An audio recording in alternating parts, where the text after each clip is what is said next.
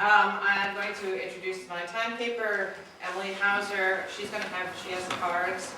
They will be 1 minute, 30 seconds is yellow, and when you see the stop, stop. You have 3 minutes for your opening statement, and I'll ask questions after that, and you'll have 2 minutes to respond to each of those, and then you'll have 3 minutes at your close. If there's anything that you don't have time for with the questions, you may want to save them for your closing statement. Okay, anybody who has their cell phone on, please turn that off. Oh, a couple other notes I just wanted to add, which is that Town Supervisor Rob Stanley, who is running unopposed as a candidate for both parties, or all 4 parties, or is doing training up at Bel Air today, and our incumbent highway superintendent Eric Hoffmeister is also running unopposed at this point on both lines, and I think he's working with our roads right now. And then we're also missing one other candidate who was unable to make it, Ken Herdman, who is running as a Republican and is a conservative as well for assessor. Okay. We've drawn lots to see who is the first to speak, and Mr. Malloy, you have the honor of beginning your opening statements. Thank you. Thank you everybody who came here too. I know it's a small crowd, but my story really starts off as I was born and raised in this town. I come from a family that was in this town since the 1700s. Being here, my wife, my daughter, and myself all went to the local school, Phoenicia School, Onteora. I left here, I went into service, I came back home. I've always still been here. I've been on Main Street, Phoenicia for about 30 years working, over 30 years working. So you could say I really invested my whole life into here. I'm here because I want to be here. I could have left, but I didn't. But I think for our area to really, to think about the area as a whole, that we really need the growth and conservation of our area here. We want to see the small businesses grow like they have been, like the Diner and Graham and Company and 240. These are great businesses that come in our area. But we also want to conserve what we have here too. We have beautiful area, mountains. We always want to question what's going to go on with our mountains because encroachment will really take us over eventually from the city on up. So with that, I say like recreation is our big industry up here. So when people ask, what do you want? The rails, the trails? Do you want the train? I want it all. I want the train down here that we have, which is good. If you saw the last couple of weekends up here with the foliage, it was beautiful. It was packed. People were on it. Our hiking trails were packed up here. And if we can get the rails and trails up here, it would be great. And, that would really be an added plus to our area. So businesses, sewers. We always have to keep an eye on what people want to do in our area here, whether it be DEP, DEC. I think Shandaken has really stood good with always questioning what's going to come into our town. We don't go along with everybody else in the smaller towns around Boyceville or wherever. We kind of like stand alone on that one. So I'm trying to think too, what else I want to tell you is just that, I have no hidden agendas. I've been on the town board before. I spent 4 years on it. I left for 2 years to spend a couple years. The last 2 years, my daughter in high school before she went to college. I wanted more time with her. So I'm back here to run again. I like the job. I realized I like the job. When I missed it, I realized how much I did like it. So I'm back again, hopefully. Thank you. Thank you. Mr. Jordan. Okay, I'm Jack Jordan. I've lived in the town of Shandaken for 13 plus years, and I'm seeking re-election to the town board. I'm currently a town board member. What do I have? I'm a retired school administrator. I've worked in 4 different positions at Onteora, and I retired from superintendency in Sullivan County to move over here. I'm also a former golf pro, a New York State licensed guide. I was editor for the New York Sportsman magazine for over 20 years. I've been a ski instructor at Bel Air for over 20. I'm missing the orientation meeting at the moment. I was also elected to the board of directors for the professional ski instructors, which I'm also supposed to be at a meeting today. I think my position as a school principal and then administrator of secondary services and then as a superintendent, I think I gained quite a bit of exposure and experience as a result of those times in school. They were successful. They certainly wouldn't have called me back 4 times. Some of the things that being a school administrator, and particularly a superintendent, have enhanced my ability. I've developed multi-million-dollar budgets, facilitated them, managed them, tried to keep the taxes as low as I possibly could. I've worked with a number of diverse populations. Certainly in a position like that, you see all kinds of people, and I think I've worked successfully in that regard. I've evaluated staff, negotiated contracts, and set attainable goals, making educated decisions that were based on research and common sense. I believe that these assets really have enhanced my ability to be an effective and successful town board member, and I look forward to doing it again for another 4 years. Thank you. Thank you. Ms. Storm? Hi, I'm Faye Storms, and I have been a resident of Shandaken for the past 35 years as of April 1st. So I'm very proud to say that because I absolutely love living here, working here, and playing here. My background is coming from the city, and we started a store called the Blue Barn in 1979, and I've had that store since the beginning. I've raised my son here, who is now 22, and he will be graduating in about 2 months, and I feel I'm very, very ready now to take on a lot more than before because my focus was basically raising my son and being part of the community for the last 34, now going on 35 years. My background is being an owner of the Blue Barn. I also have been a broker in real estate for the last 5 years. I've sold a lot of properties to a lot of new people in this area, and I had a hand in selling some of the commercial properties that have now become quite popular with new owners, and they are looking to do even more in this area, and we're bringing a whole new type of person into the area, and I think we've got room for growth here. I think we have room for being environmentally conscious here with maintaining what we have here because we have a very unique commodity here. We have an area of gorgeous land, state protected land that can never be touched, but that's about 78% of the land is state owned. But the rest of it we can do something with, and we need to do something with, and we need to have business and we need to have tourism because we all need to be able to make a living here. We have a lot of struggles in this area because of the terrain, because of the territory, because of the mountains, but I think that I would like to help to work on those struggles and the challenges that lie ahead with a growing base of people living here and with the physical challenges. And to give you an example, you know, I started SOS, which is Save Our Shandaken, after the flooding, the severe flooding, because I felt it was time for people in the community to do something about what was going on with our streams. That it was time that we took control of what we had to here because things were being destroyed.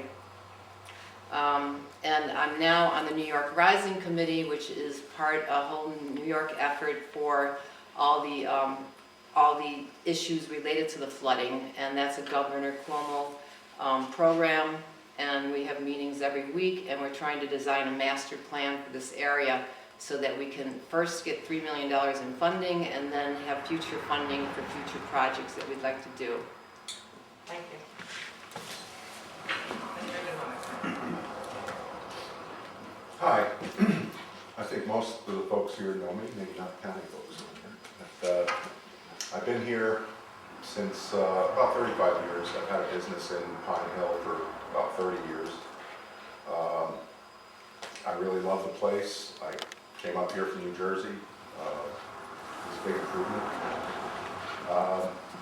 I have some experience. One of my experiences was being supervisor of the town for a couple of years. That was quite an experience. Then I ran for re-election a couple of times, didn't make the cut. I think people possibly didn't agree with everything they thought that I stood for. That's another story. But I think that they trusted me and trusted me to be fair. So I ran for assessor, well, I was appointed for assessor for just about a year, and then ran for a 4-year term. I made that term. At the end of it, I'm running for my second 4-year term. My interest in assessor is to make sure that all the properties in the town are valued fairly, and that we continue to do that, and our office continues to be a friendly place for people to come in and discuss their assessment, their value. So far, it's worked very well. The office is 3 very good people who from different parties who work well together. We have a great clerk, so I think things are running very well, and I'd like to keep it that way. So I ask for your support. Thank you. Mr. Stapleton. My name's Frank Stapleton. I've lived here for over 30 years. I'm a life member of the Big Indian Oliveria Fire Department. I've owned 2 businesses in town. I've helped bring people to town this will be our 28th year of doing the Big Indian Guard Show. We do Native American events. We've done them at Bel Air and Pine Hill and Big Indian. I love the town. I came here, I remember as 4 or 5 years old on vacation with my father, and I'm back here again. And my wife, Mary Lou Alley's trying to get me to move out, and it's not happening. Both sides of her family have lived here forever. And driving up and down 28, we had, well, let me go back. We had 7 children. 6 of them moved away. There's really not a lot to keep our children here. And I work in Kingston. I've worked down here for almost 30 years. Driving up and down 28, all you see is for sale signs. It's like Shandaken's for sale. And I want to see that change. I want to see the for sale signs done. I want to see the town be a town and businesses thriving in that again. And that's it for now. Thanks. Thank you. Okay. Where do you stand on the scenic byway? Mr. Jordan? I did, again, as I mentioned before I make any significant decisions, I like to do research, and I like to use common sense. I am in favor of the scenic byway. I voted in favor of the resolution to support the scenic byway. And I did research on a few different scenic byways by not only seeing what it entailed, but talking to people in the area that might have some of the same issues that were raised here against the scenic byway. I was convinced, after speaking with those people, that it would be a good thing for us, and that's why I supported it and voted in favor of it. Ms. Storms? I believe over 20 years ago, I was the only woman on I think it was a 10-man committee that was working on a version of the scenic byway. And so I remember being in favor of promoting our beautiful Route 28 in a way that would be beneficial to everyone. But as Jack says, I agree with him. I think that you have to research, you have to know what it's all about. And at the moment, I don't know exactly what this new scenic byway is about. So I would have to say I have to really read about it first and see the pros and cons of it. Thank you. Mr. McDonough? On the scenic byway? Yeah. I think it's a great thing. I think it'll help bring more tourists into the area. I think it'll help all these small businesses that are moving into the area to get more business. And that's the thing that attracted me when I first came up here, driving up Route 28 from Kingston and seeing, you know, curved, beautiful mountainscapes that you see when you come up here. It still amazes me when I come up here in any season. So I think it is a scenic byway already. Just make it official. Mr. Stapleton? I don't really know a lot about it, but if we have to give up home rule and let somebody else come in and decide for us, I'd be against it. Mr. Miller?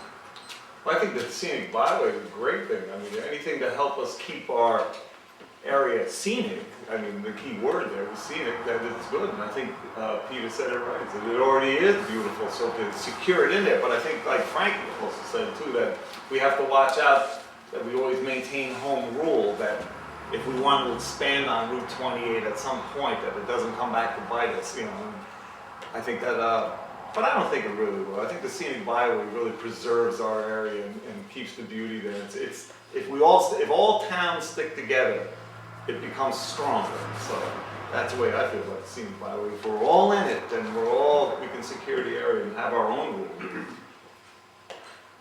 Thank you. Are you planning to be a force to prevent hydrofracking in New York State by acting locally and voicing the need to protect our water? Ms. Storms? Well, since we're at Catskill Park, I don't think that could ever be allowed in our area. But I think that it shouldn't be allowed near us either, because I do think that fracking is a negative, total negative thing to be doing. And the jury's not out on it yet, but I really believe that it's doing harm. So. Thank you. Mr. Denard? Well, I think anything that disturbs the ground here, we have a fragile ecosystem here, especially with regards to our water supplies. Anything that drills into them, that blasts into them, threaten water supplies for the local area. So, as Faye said, since we're in the watershed, it's not likely to happen here, but some of the drilling and work they're doing, fracking, does extend quite a ways, you know, and affect a larger area. So I would agree, and I have been against fracking, you know, all along. Mr. Stapleton? I'm not for fracking, as they both said, being in Catskill Park, I don't think it'll happen, but what I've seen on TV and different things that I know that most people that live in the areas that it's happened haven't had good experiences with it. I'm definitely against it. Thank you. Mr. Malloy? Well, again, take the word fracking, fracturing, you know, every time I hear that word, it makes me nervous, like when I was a kid and you went skiing and you fractured your leg. It sounded horrible, you knew it exploded in there. So fracturing on the ground, hydraulic fracturing, oh God, I'm against it big time. And it only makes money for people's short time anyway, just a quick, as they drill, they'll make their money, somebody will make money off it, and then that's it, after a year it's done. So hydrofracking, no, we don't need it. Yeah, we have a good water system, just keep it like that. Thank you. Mr. Jordan? You know, besides the fact that we are in Catskill Park and we're in the watershed, I think even more importantly, we're not in an area where it would even be profitable. We're not within that shale, Marcellus shale, where they would be doing the hydrofracking. I'm against it for a lot of different reasons, and as a town board member, we've already voted once on a resolution not to use any of the material that they pump into that then comes out. Some towns are using that on their roads to keep down the snow and the ice. Well, we've already made a resolution that we wouldn't do that under any circumstances. So it's not happening here. Thank you.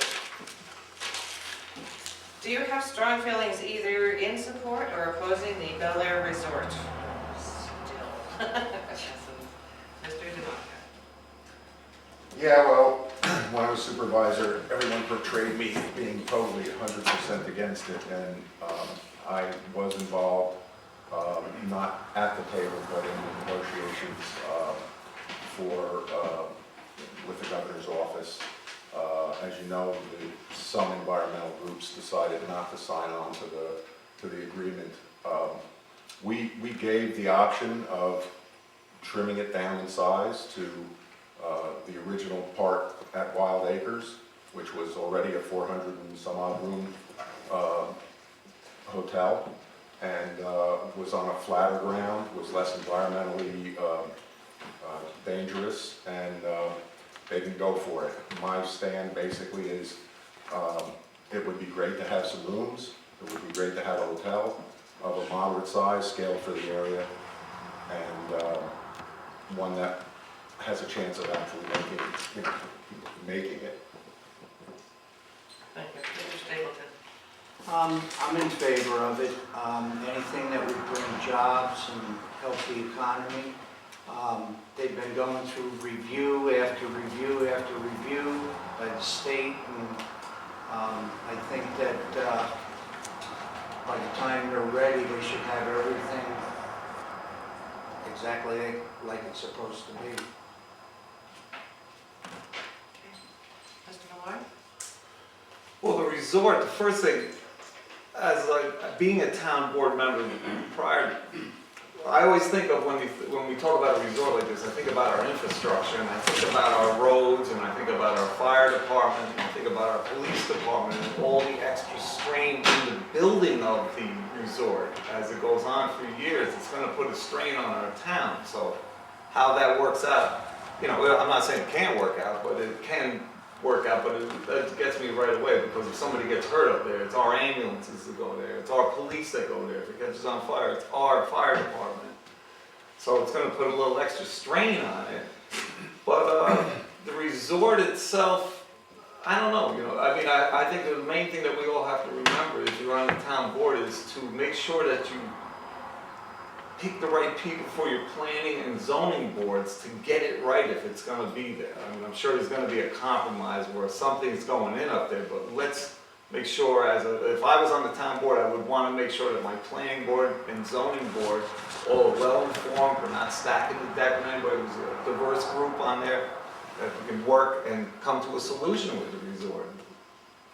You have to see that. I guess I have to see the whole bottom line of what it's going to look like in the total end and think if you like it or not. But again, I look around and I say, the place I work in Main Street Phoenician, and we're busy. We're having the busiest years of our lives down there, as far as tourists go in the restaurant business. So you ask yourself, do we need a resort? Let me answer the question. Mr. Jordan? I'm in favor of it. If after 12 years, or over 12 years now, of jumping through every hurdle, every hoop that's been thrown, as long as it passes all the requirements, I'm in favor of it happening. And that's all I need to say. Thank you. Ms. Storms? I am currently on the planning board right now, and we have been asked not to comment on this particular subject because we will be reviewing it. And we need to have a fair and open mind on the entire issue and look at everything. And we will be having a consultant, a paid consultant firm helping us to understand and delve into all the information that's going to be presented to us. So at the moment, I won't be able to comment on it. Thank you. All right, what is your vision for Shandaken, and what kind of development do you support, and what kind of development do you oppose? Mr. Stapleton? Shandaken is a tourist attraction. We used to have the best trout fishing, we used to have hunting. Now most of that's gone. I would like to see more things happen. I'd like to see the train become more effective to draw people. I go by there on the weekend and they have busloads of people, so that's good. I want to see the trails, more hiking. We're always out rescuing hikers. I'm opposed to the fracking part of the development here, and anything that would be good to help Shandaken, I'm in favor of. Thank you. Mr. Malloy. Well, my first vision of the area is I would like to see it be a place where, for kids, that was like when I was a kid here. I want it to be the same for them and have a great experience growing up like I did in the place. And we, Shandaken has been here for a long time. It was totally different when I was a child here. But my vision of the area is to add recreation to the area, of course, because that's our industry. But again, we have to control it and make sustainable living here and use our towns to use what we have in front of us. I'm a big recycling fan, so I like to recycle. Recycle the tracks would be great to use that. To use buildings that we have here in town for whatever reason for businesses. That's what it is. It's good to see restaurants that are open and that were closed down. It's good to see them come back to life. And hotels, Brandon company, look at it's beautiful down there. I mean, look what they did with that to make our place grow. But it was here already, and we just built onto it. So I think really my vision of the area is to see it grow recreation-wise and and business-wise, and it goes along with it. It's a tough balance, I think, just to get business and and recreation, everything everybody wants. It's hard to please everybody, that's for sure. So I think my vision is to try to please everybody. Good luck. Mr. Jordan. Yeah, in terms of, I think we need to develop more within the hamlets themselves. I think that part of the scenic byway would certainly address that. I also think we need to develop some form of employment where we can not only maintain the younger people that we have now as being superintendent of schools at Onteora after graduation. Not too many of those kids come back. There really isn't anything for them to do. I think we need to focus a little bit more on supporting people returning to our town. Not everybody can come back like Tim and have full-time employment. We need to look in that regard. Recreation really is important, and we may need to focus on some areas where we can support our recreational opportunities. And in order to do that, we may need places for people to stay when they come here. So we need to focus on that as well. In terms of the specifics of what they would be, if we can entrap people here, if we can provide opportunities for employment, and we can build on our tourism and recreation. That's what drives this town. So things that would relate to that. Thank you. Thank you. Ms. Storrs. You asked what we were for and what we were against, and I'll tell you what I'm against for first. And I absolutely do not want gambling here. So that is definitely, I just think it's not a good thing for our area. But I am totally for tourism, restaurants, spa-related, health-related, alternative, sportsman activities, anything like that, hunting, fishing, hiking, all that is what we're about here, and that's what we need to keep and maintain. I also would like to see a senior citizen, more affordable living, small cluster type of housing, because I see as a real estate agent a huge need for affordable housing for people who have limited incomes, and I see a need for people who don't want to maintain their large homes anymore here, and they need a place to live because they have made this their community and all their friends are here. And I see a huge need for that, and I think that it can be done in a very good way that is environmentally conscious. Also, I'd like to see a small medical center in this area with a sliding scale fee. I've already talked to people who are willing and able to put something together with federal funds, and that's in the back of my mind what I'd like to see here. And I'd like to see another community center that's closer to Phoenicia, so we have one on each end of the town. That's, right now, that's all I'm thinking about. Thank you. Mr. DeMarco.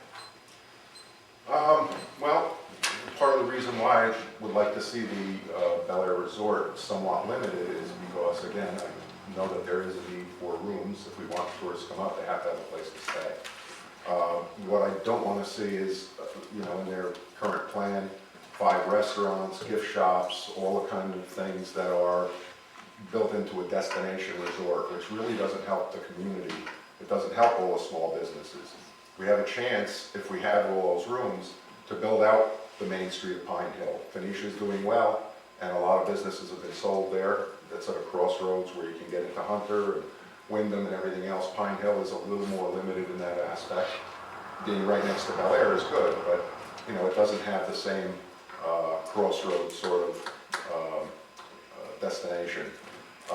So if there aren't so many amenities at the hotel, I mean, certainly they need for convenience a bar and restaurant, that would be great, you know, just for convenience, but not 5 restaurants, not gift shops, not all of the other things that we can provide here in the hamlets and the rest of the town. As far as kids leaving, you know, it's funny, kids tend to leave where they grew up. I did. A lot of kids tend to do that. Sometimes they come back. In my business, it's not really related, but I talk to people that come into my business, and it's amazing how many people that come up here and start businesses that are not brick and mortar, that have to do more with the internet and you know, stuff like that, that they can do out of their house, and small home businesses. The arts community is booming around here. There's a lot of things going on. I think I'm for it. I'm for that. Thank you. What is the best means of ensuring Phoenicia's growth? Mr. Malloy. Well, again, Phoenicia's growth comes down to planning, zoning, and just common sense in our town. You know, like, what is it that we need more than anything than just putting jobs in or just putting businesses in that, you know, will fail at some point. But again, I think, like Jack had said before, keeping everything in our communities is a way to go. Look at Pine Hill. Pine Hill sits there all ready for businesses to go in there. I mean, we should be adding more to, you know, information so people, if you were a young couple, you want to come up here and start a business or buy a house, it's a great little town. So, you know, I think that we have to do more just to get people aware of, you know, what they can have and not have in this town. You know, again, we're recreation based, so it's very touchy about the growth of the area. But again, keep our schools. We want our school here. That helps with our growth in town. The businesses that grow in town help us because we go out and spend money. The infrastructure of our town employees, as long as they're taken care of, you know, they help make our town grow. It just takes everybody to make our town grow. So that's what. Thank you. Mr. Jordan? Well, for everybody that drives through Phoenicia, you realize that the amount of space that we have is very limited. The businesses that are there have been successful, and they will continue to be successful. In terms of new areas, I think again we do have to really, and Tim hit the nail on the head, and really have to look at the planning board and the zoning board and make sure that we're staying within the parameters of those things. As well as, can we find businesses that are going to be self-sustaining? You know, we see too much on the 28 corridor, like Frank mentioned before, places that just haven't made it for whatever reason. I think we need to look into why they didn't make it, and if we're going to do anything different in Phoenicia, we need to look at why are the businesses that are there successful and kind of feed off that. Thank you. Ms. North? I think with Phoenicia, it's in the last like 4 or 5 years, basically Phoenicia has grown tremendously. It may not look like a bigger population, but it's just growing by the retail operations, the restaurants, the new ownership of businesses, and that we had a problem like 4 or 5 years ago where we had a tremendous amount of commercial properties for sale here. And people just didn't want to invest, they didn't want to get involved. They looked at it and they said, nah, not for me. And then with being able to get a few people to understand what this area was all about and what they could do, they decided to invest. And they turned it around in Phoenicia, literally, with a few really key strokes of different businesses that were completely redone, and they knew who to advertise to, and they got the people into Phoenicia. So Phoenicia is growing at a nice rate. I would like to make sure that people are able to earn a living who live in Phoenicia. I'd like to keep the taxes at a level that they can afford to pay. A lot of people, they're getting these taxes on their properties and they have a limited income. They cannot afford taxes rising all the time. Also, with the library being rebuilt, that's a really good thing for Phoenicia. That's going to bring a lot of people back into town again. And it's going to be a state-of-the-art, the first green library in the entire United States. Thank you. Mr. Dillon? Oh, about 10 years ago, there was Coral Island Riverwalk project, basically behind Brio's where the parking lot is, that would have been incorporated into a trail. A lot of that has kind of dropped off. It's gone through cycles. It happened maybe 15, 18 years ago, then it came back for a while, then it's gone again, and hopefully something will happen with that. It would enable the businesses that are on Main Street to have another business built on the back of it and have some public bathrooms and more parking and more access to the stream. Another thing is, working on fixing the streams so that it doesn't flood out all the time. That's a very important part of what has to happen there to, for those businesses to thrive. And the other thing is, it's a touchy subject and it really is for the people of Phoenicia to decide. They need some sort of septic, some sort of sewer. It doesn't have to be, in my opinion, it didn't have to be the sewer that, the sewer treatment plant that the city was offering to buy, although it could be. There are other options, and I think that they could still be fleshed out. I think that would also take a lot of pressure off of the businesses in Phoenicia. Thank you. Mr. Stapleton? As Tim mentioned before, that Phoenicia's booming. I don't know if you ever tried to get in Phoenicia on the weekend, but you can't find a parking spot. We park blocks away just to try to get to Main Street. I think somehow we have to see what we can do to get more parking. So they're losing a lot of business by people not being able to find spots to park.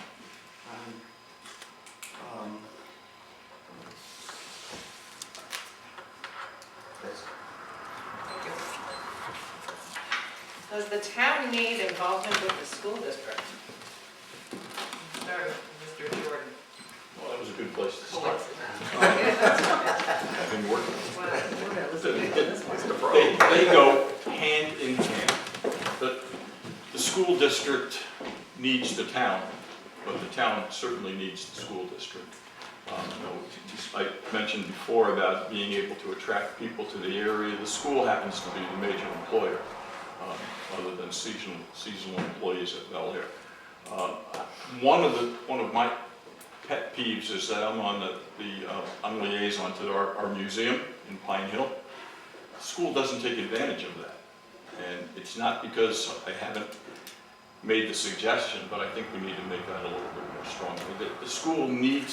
The school district and the kids need to know why they live here and what's good about this place and why they should come back as long as we have opportunities for that. In terms of the taxes, I think it's fortunate that we're under the regulations of no more than 2% tax increase.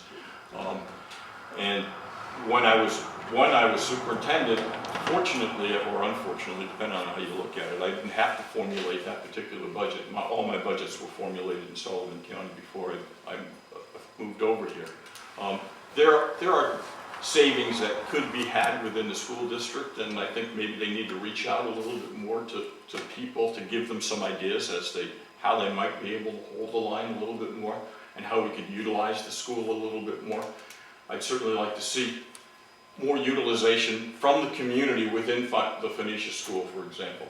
I know at one time, Tim, you had a basketball program that worked there. That's just one little thing. I think we need to make that school the center of community life and build on that. Did I make it? Maybe. Oh, good, thank you. Ms. Storrs? Well, as a real estate agent, I'm speaking now, I've sold a lot of houses to people who want to specifically be in our area for the school district. So I think that especially, I'm very well aware of the Phoenicia School, how important that is to a lot of people. I was much more involved in the Phoenicia School because it just seemed like it was a hands-on school with parents, and they really got the community involved in everything that was going on there. When my son moved to high school, it was more of a hands-off experience, and that was probably because they needed to grow up and not have them coddled by the parents all the time. But I think it's really important. Just look at any college town and look at how it thrives. Everything thrives off of each other. So yes, it's really important. Thank you. Phoenicia kids don't go to the bars though, No, college kids. that's true, you're right. Well, I think utilizing the Phoenicia School in order to keep it part of the school system and not actually just closing it down and shutting it off and selling it off is a good thing. I think it's important that we keep that going. You know, on the bright side, I see a lot more young kids around in Pine Hill. I think probably 15 or so new kids that are, you know, in school age that are hitting the school buses now. So I think that there may be a little bit of a rise on the population of kids in the town. I don't know that much about the rest of the town, but I know right around my house there's a bunch of kids. So that's a plus, I think. That's pretty much all I have to say. Mr. Stapleton. I think the school and the town should work hand in hand. As Jack said, you have the museum in Pine Hill. There's a lot of history there. I was there this morning. The schools don't really utilize things in town. We did the Native American, we owned a store and stuff, and schools from other areas would ask us to come, but Phoenicia didn't want to really be involved in the history of the natives in the town. And somehow we've got to get the school more involved in things that happen in the town so our children know what happened here. Mr. Malloy.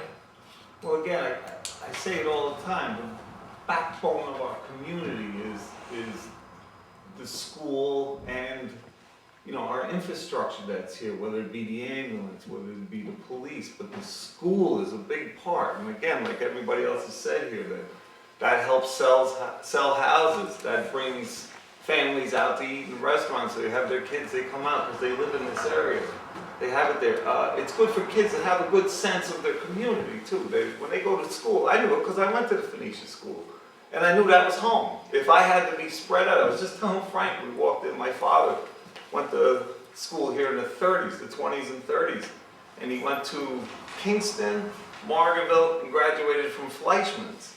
So you can imagine the bus ride that these guys had back in those days, and you could see it here. I mean, where would we go? Where would our elementary kids go to school here? Woodstock. So if you're going from Highmount to Woodstock, you've got an all-day trip for a kindergartner, or to Phoenicia, or even to Bennett. So to have the Phoenicia School in the center of town is just like, it's like having, you know, like getting rid of your heart. You couldn't live without it. I mean, we need it. We need our school there. Thank you. All right. What is your vision for Shandaken? And we'll start with Ms. Storms. Well, Shandaken, the little hamlet of Shandaken, or Shandaken, the town of Shandaken? It says Shandaken, so I think you can take The it back. whole entire area, okay. Well, I think I've stated before, there's a number of things that have to be done here. One is the streams have to be fixed so that we don't get flooded every other storm, so that houses don't get washed away, so the economy stays a lot more stabilized, and we don't lose any more houses, because we did lose a number of houses and there's no tax base on those houses anymore, so we're losing taxes every time that happens. I just feel that we have a lot of work to do here in Shandaken. So far we've had very competent people running the government, doing a great job. I think there's always room for improvement, and there's always room for new voices. Basically it's all about improving this area, which would be with what I spoke about, with more a community center, a small hospital situation, anything that improves tourism, people coming in. Now, I do want to start working on the Pine Hill area, because it used to be that people would not come beyond Woodstock. They thought beyond Woodstock was like the hillbillies. Now a lot of them won't come beyond Phoenicia. They think that's like the hillbillies. So, unless they're skiers, of course. So now I want them to go to Pine Hill and start to understand Pine Hill is a resource of unbelievable historical, beautiful buildings, and it's so rich there and so ripe. And it's just a matter of getting the right people in to invest and understand what they can invest in Pine Hill. And then we'll have every area covered of Shandaken. Thank you. Mr. DeMonica. Well, I think Faye is on to something there. You know, it always bothers me when the folks in Phoenicia have been putting up with issues about their septic, with the flooding, with all the problems that they've had, and that's where all the businesses seem to have grouped themselves. In Pine Hill, we have a bunch of empty buildings, business buildings. We have issues with parking. Most places around here do. But we have sewer, we have water, and we haven't had a serious problem with flooding in Pine Hill. So it seems like a perfect miniature sort of Phoenicia could happen, could grow out of what we have in Pine Hill. There's 2 restaurants there that do okay. More seasonally, I think the Pine Hill Arms does more in the winter with the skiers. The Colonial Inn does sort of a mix through the year, certain amount of skiing, hunting, when, you know, what little hunting there is going on. But we have 2 other restaurants, we have a lot of other things, buildings that are there. We also have a really vibrant community center that's running all sorts of things. In fact, this weekend we're running a steampunk festival, which is sort of fun, seeing people walking around in sort of Victorian costumes and stuff like that. You know, it is the other end of the town, and I think that that would go a long way to really filling the town up with things to do and businesses. The rail trail, I'd like to see something happen with it. It could be rail, trail, mix of both, something, but with the flooding and all the problems we've had, it's just been a long time of seeing most of that area, most of the tracks, not being used, not being developed in any way at all. So I'm glad to see some action happening there, and hopefully, you know, it'll be a big plus. Thank you. Mr. Stapleton. Well, Shandaken is the jewel of the Catskills, not shining so much right now, and I'd like to see it start sparkling again by having our businesses attract businesses, the whole town working together as one, instead of Phoenicia working just for Phoenicia, Pine Hill working for Pine Hill, Big Indian, the whole town get together to build the whole town of Shandaken. Thank you. Mr. Malloy. My vision, well, Shandaken was the best kept secret for years. I mean, but the cat's out of the bag. Everybody wants to come here now, so you know, so we're here. But again, I'm a big, you know, person, a fan of the rails to trails. I believe that we could use that in our area here. Any kind of recreation like that really helps build our area. But again, to keep our, you know, we've had problems with businesses on Route 28 that went up, and was always arguing. Again, everybody says Pine Hill. We have an area up there that's open for businesses to come in, for young people to come in and have our area. And again, as being on the town board, you know, your vision is that you, again, you know, you can hope you can do right for everybody, not that you ever can, but when I first went on the town board before, we had a problem with the ambulance. And it was going through a hell of a change. You know, everybody, people were telling me, oh, you should have this person, they bring this person.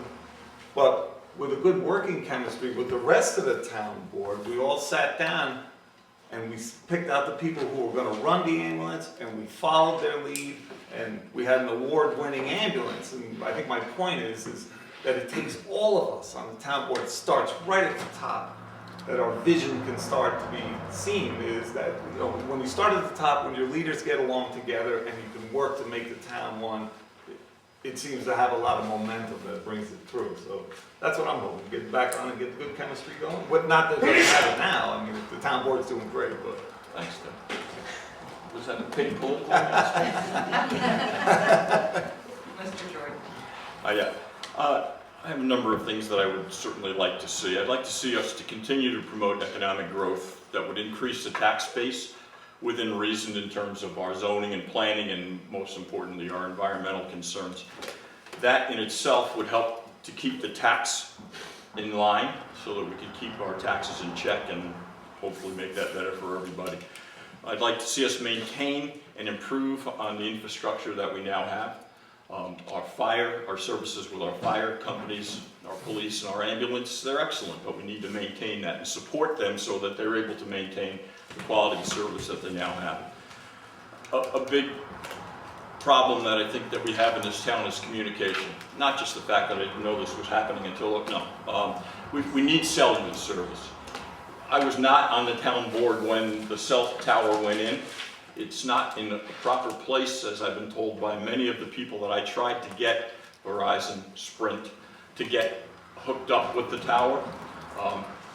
I did push for Verizon unsuccessfully, but they're now in negotiations again, so we may get some Verizon service on that tower.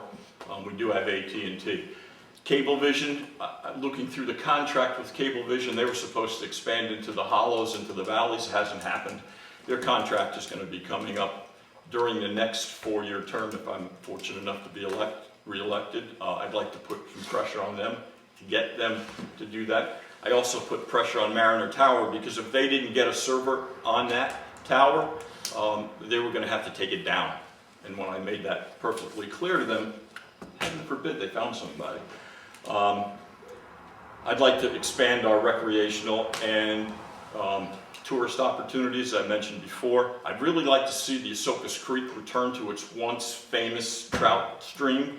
It no longer is mostly because of the turbidity in the stream. We need to focus on that and get that fixed. I'd like to encourage beautification projects, and finally stream management and flood control are really important to me and everyone else in the town. So that's a lot of things. You can go over them some more in your closing statement, which we are going to begin now with Mr. Yamada. And then you have 3 minutes. Closing statement, I would just say that, as I pointed out, I've been in the assessor's office as a part-time assessor for about 5 years now. During that time, I took the courses that were necessary to become fully certified, and I'm taking continuing education courses when they're relevant and available. I want to keep on top of it. I'm hoping that they'll offer forestry because we really need a better idea of the valuation on forests, since we have a lot of forest here.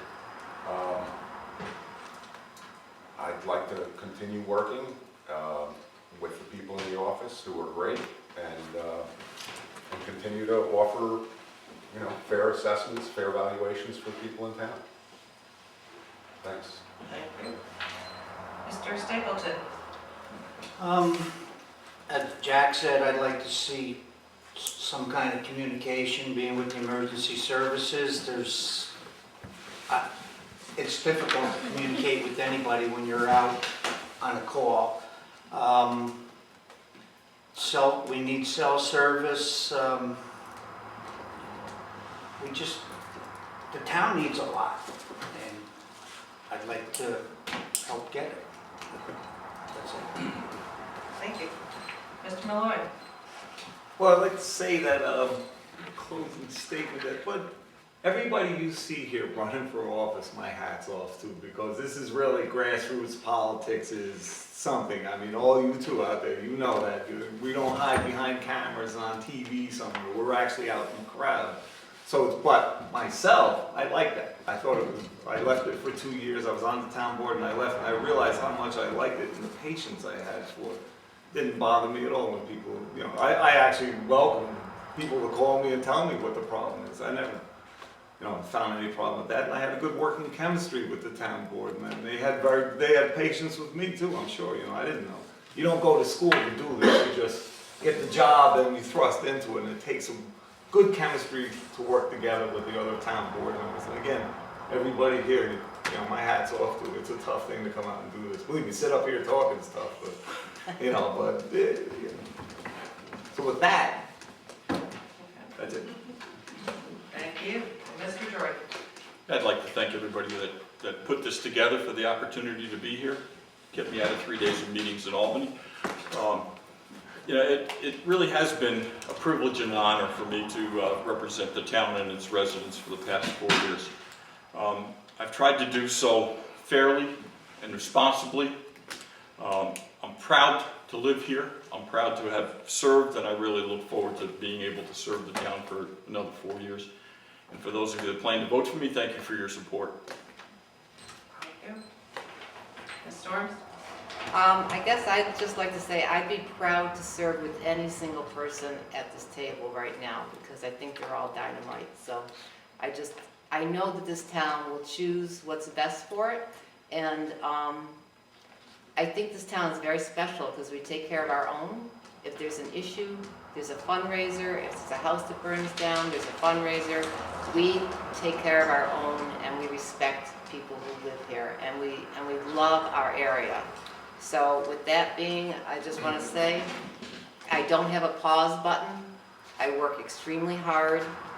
I've been in my own business for 35 years. I've learned how to take care of finances. I've learned how to raise my son on my own. And I've learned how to be a vital part of the community. And I've been there and doing things and being around for 35 years. And I plan to be here another 35 years, hopefully. And that's all I can say. I work every day to do the best I can. Thank you. Thank you. Well, I would like to conclude this event by thanking Paul Smart for the thankless job that you do to make sure that the public is educated, and for Emily to come and keep time. And what an extraordinary bunch of people. I was happy to be here. You did Well, thank great. you. Thanks. Appreciate that.